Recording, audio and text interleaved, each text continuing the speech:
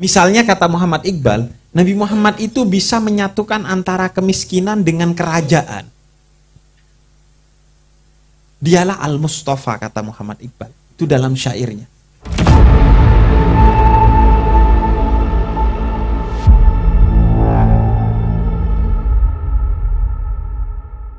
Mari kita mencoba belajar pada aspek-aspek kemanusiaannya Nabi Muhammad tersebut. Karena ini juga penting, lantaran kata Muhammad Iqbal,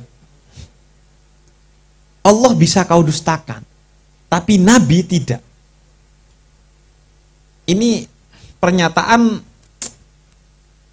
kalau dipotong di YouTube, makanya kayaknya Muhammad Iqbal gak punya YouTube karena takut dipotong kayaknya pernyataannya. Agak repot kalau dipotong. Bahwa beliau itu tidak bisa kamu dustakan. Tapi Allah mungkin kamu dustakan karena kamu bisa mengatakan, Allah itu karangannya orang Islam saja atau karangannya orang beragama saja. Kamu gak bisa membuktikan bahwa Allah itu benar-benar ada. Walaupun dia juga tidak bisa membuktikan bahwa Allah benar-benar tidak ada. Kan kira-kira gitu, deadlock di sana kan akhirnya. Ini perkara iman, perkara kepercayaan. Tapi Nabi Muhammad tidak bisa kamu dustakan, kata Muhammad Iqbal. Bahwa beliau adalah manusia yang sangat agung dan paling agung di muka bumi ini. Sehingga beliau akan menjadi representasi dari manifestasi Allah yang paling sempurna di muka bumi ini. Dan itu pernyataan yang sangat bersifat sufistik. Karena memang yang pertama diciptakan adalah nur Nabi Muhammad dari nur Allah. Sebelum semua tercipta, kita semua tercipta dari nur Nabi Muhammad SAW. Jadi Nabi Muhammad itu ya yang menyebabkan Allah itu menjadi nyata di mata kita.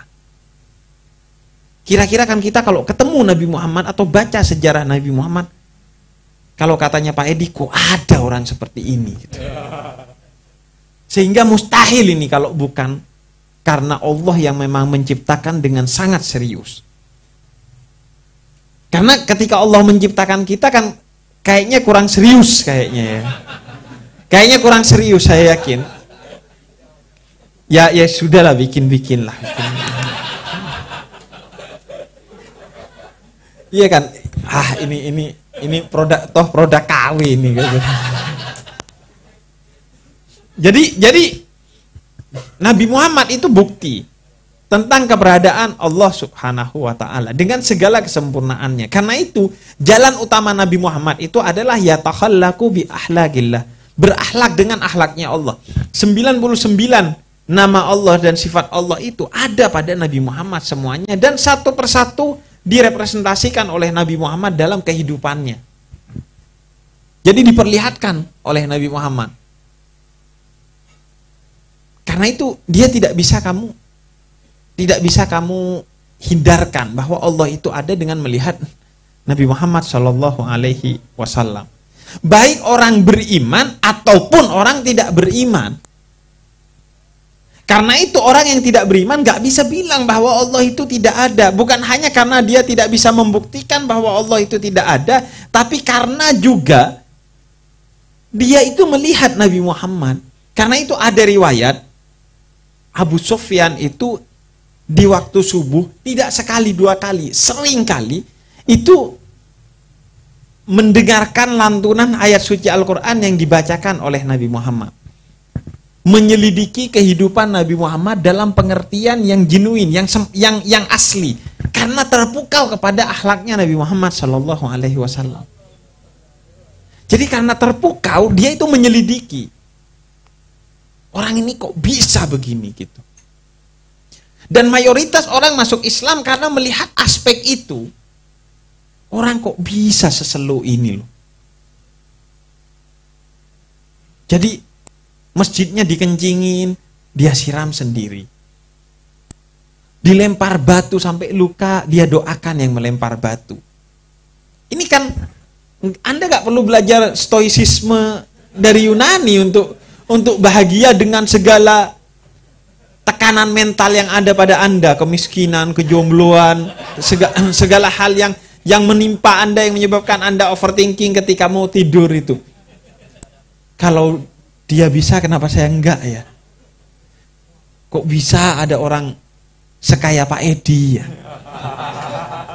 Overthinking itu akan hilang dengan Anda mengingat Nabi Muhammad. Karena beliau ini kok bisa ada manusia begitu gitu. Anda coba sesekali bayangkan episode Nabi Muhammad itu kok bisa ada orang sedahsyat itu. Lu diusir dari Mekah, balik-balik Abu Sufyan bilang hada yaumul malhamah. Ini pasti hari balas dendam. Dan masuk akal kalau balas dendam. Dan kalau balas dendam ya gak apa-apa. Artinya kan membalas sesuai dengan keadilan gak apa-apa. Tapi Nabi Muhammad bilang hada yaumul marhamah. Ini hari kasih sayang.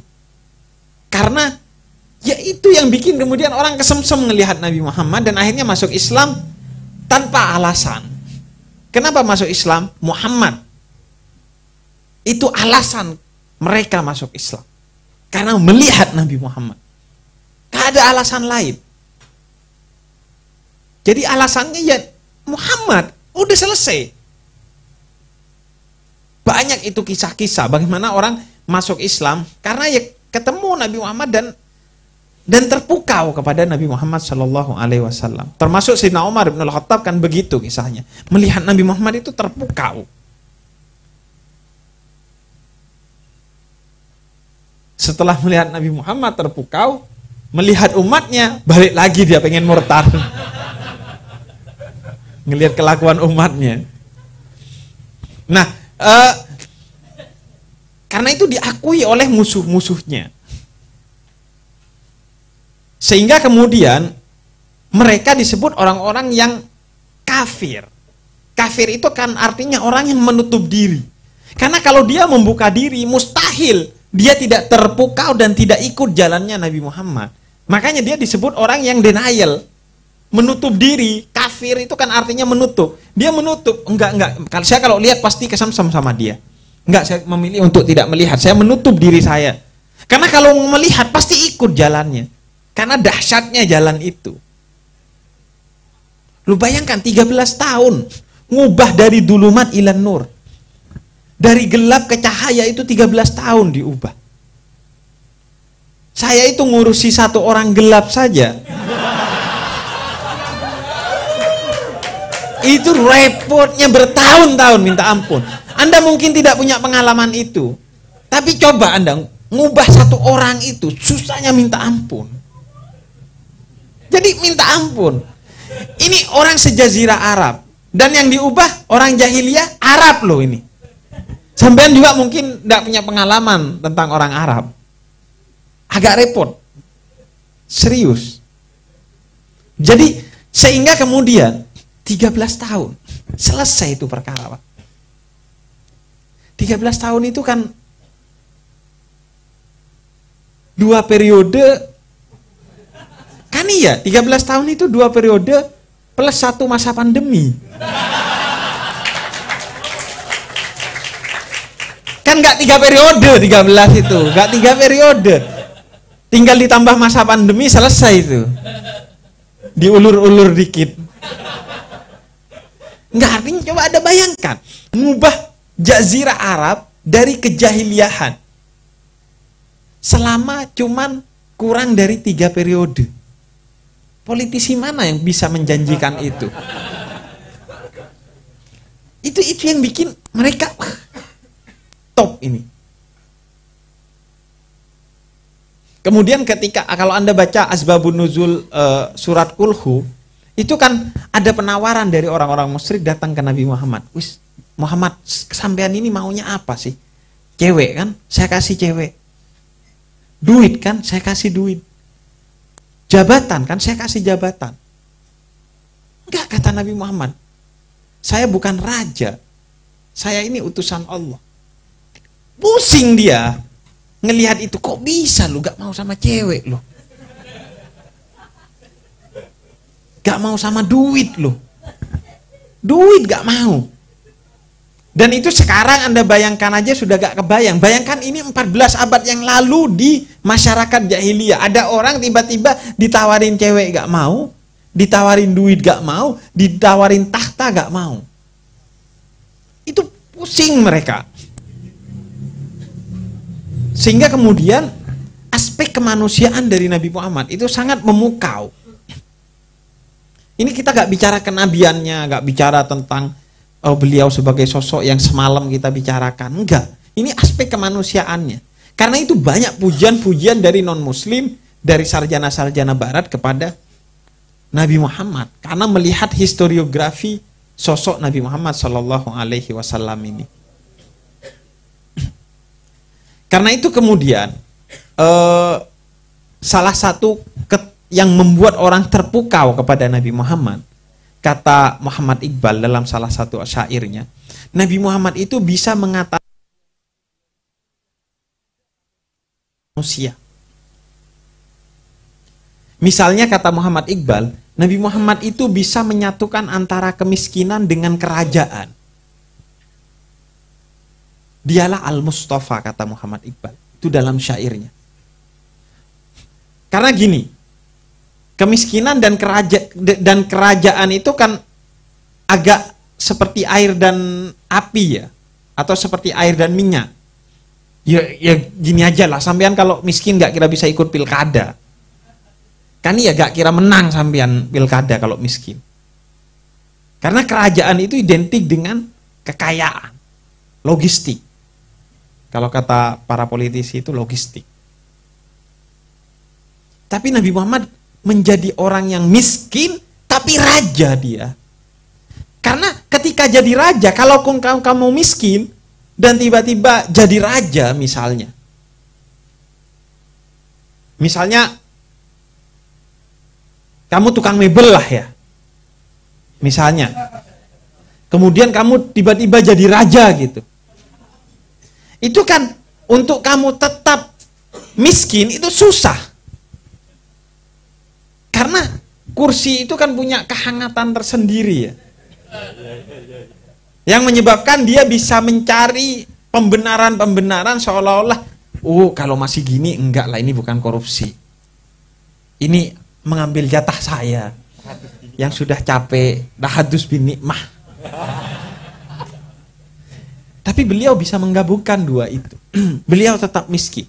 Saking miskinnya, sehingga Sayyidina Umar itu pernah menangis 2 kali di rumahnya Nabi Muhammad. Karena melihat tempat duduknya itu satu, Pak. Tempat duduknya itu satu. Tempat duduk di bawah itu emperannya satu. Untuk beliau. Sehingga pernah ada Abu Jundah, seingat saya namanya, seorang preman yang datang pengen ketemu dengan Nabi Muhammad. Itu Sayyidah Aisyah meriwayatkan tempat duduk itu dikasih ke preman ini, sehingga Nabi Muhammad duduk di pasir, di tanah, dan lebih rendah dari preman ini. Dikasih itu tempat duduk. Karena cuma punya satu. Sayyidina Umar lihat ini bukan tidak seperti rumahnya raja, ini tidak seperti rumah pada umumnya. Kan Anda bisa tuh lihat denah rumahnya Nabi Muhammad itu kan. Kalau Anda punya sedikit naluri arsitektur, itu melihat ini rumah apa ini maksudnya. Tapi begitulah, kemiskinan dan kerajaan itu bisa disatukan oleh Nabi Muhammad.